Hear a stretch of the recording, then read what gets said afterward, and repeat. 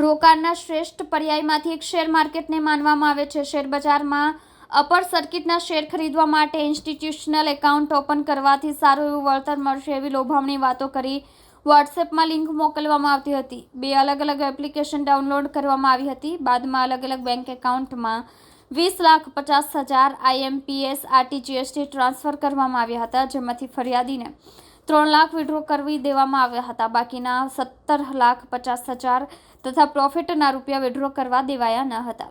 પૂર્વ આયોજિત કાવતરું ગત તારીખ 7/12/23 અને 7/2/24 દરમિયાન મોબાઈલ નંબરના વોટ્સએપમાંથી મેસેજ કરવામાં આવ્યા હતા. આરોપીઓએ મીલા કેરોય તરીકેની ઓળખ આપી હતી તથા અલગ-અલગ વોટ્સએપ ગ્રુપના ગ્રુપ એડમિનના ધારક તરીકે અલગ-અલગ બેંક એકાઉન્ટના ધારકોએ પૂર્વ આયોજિત કાવતરું રચ્યું હતું, જેમાં શેર માર્કેટ પર અપર સર્કિટના શેર ખરીદવા માટે ઇન્સ્ટિટ્યુશનલ એકાઉન્ટ ઓપન કરવાથી સારું એવું વળતર મળશે એવી લોભામણી વાતો કરવામાં આવી હતી. ગુનામાં સંડોવાયેલા આરોપીઓ રોનિન નારાયણભાઈ ભુરાજી મોડિયા, વિરેન્દ્ર વિશ્વનાથ ડોમાજી, સોમકુમાર નિલેશભાઈ, દેવરાજભાઈ હિરપરા, બિપિનભાઈ બાબુભાઈ સભાયા, રોહિત ભરતભાઈ વલ્લભભાઈ દુધાત, ઉર્વિશ સંજયભાઈ નસીત સમાવેશ કરવામાં આવે છે.